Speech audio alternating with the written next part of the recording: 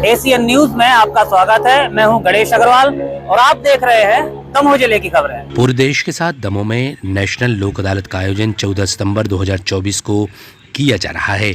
National लोक अदालत को लेकर के दमोह जिला मुख्यालय पर तैयारियों को अंतिम रूप दिया जा रहा है और पूरे जिले में विभिन्न न्यायालयों में यह लोक अदालत आयोजित की जाएगी।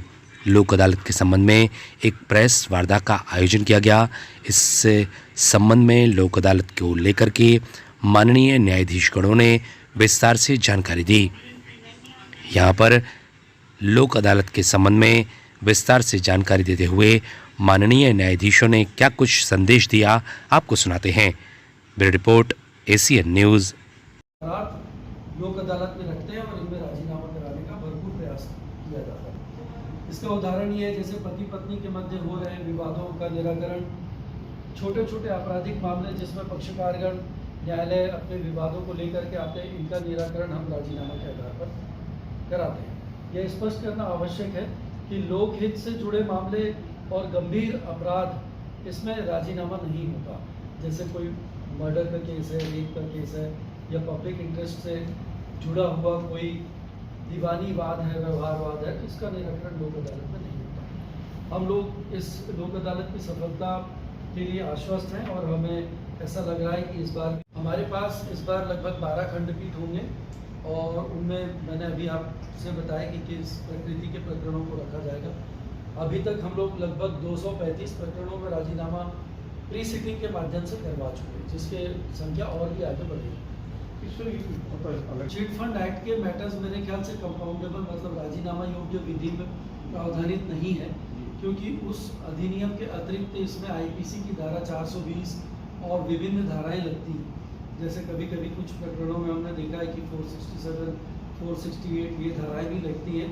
तो ये चूंकि ये दंड प्रक्रिया संहिता में राजीनामा योग्य प्रकरण नहीं है, इसलिए इसमें राजीनामा की संभावना कम है। इससे छूट के प्रावधान नहीं है। आपराधिक प्रकरणों में छूट के प्रावधान नहीं है। छूट के प्रावधान एमपीईबी के केसेस में, नगर निगम के केसेस में और बैंकों से रिलेटेड जितने भी व्यवहारवाद है वहाँ बैंक अपनी स्वेच्छा से देती है। जैसे एमपीईबी में जो छूट है राज्य शासन की, तो पक्षकारगण आगे आते हैं और राजीनामा करते हैं। 14 सितंबर 2024 को इस वर्ष पुनः राष्ट्रीय लोक अदालत है। पूरे देश में ये लोक अदालत आयोजित की जाती है और न्यायपालिका में ऐसे प्रकरण जो राजीनामा योग्य होते हैं उन प्रकरणों को लोक अदालत में विचारार्थ रखा जाता है। पक्षकारों वो ये सभी पक्षकार न्यायालय में उपस्थित होकर के भी अपने प्रकरणों को लोक अदालत में रेफर करने के लिए आवेदन दे सकते हैं, मौखिक या लिखित। उससे कितनी खंडपीठें बनाई जाएंगी, कब आएंगी? पूरे जिले में 22 खंडपीठ का निर्माण किया जा रहा है और हेडक्वार्टर यानी दमोह में, जिला दमोह में लगभग 12 खंडपीठ है। सर, विगत वर्षों में भी दमोह आगे रहा है लोक अदालत के मामले में, तो किस तरह से इस बात की तैयारियां रहेंगी कि लोक अदालत को लेकर के आमजन बहुत जागरूक हैं। वो चाहते हैं लोक अदालत में उनके प्रकरणों का निराकरण हो, क्योंकि इन्हें छूट बहुत प्राप्त होती है।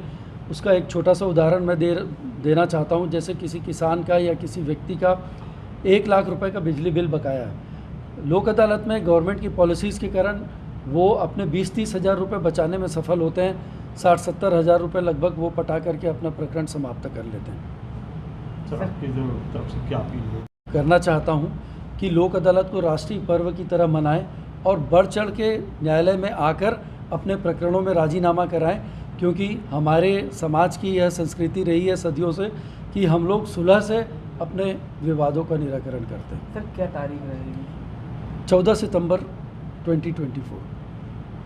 Thank you.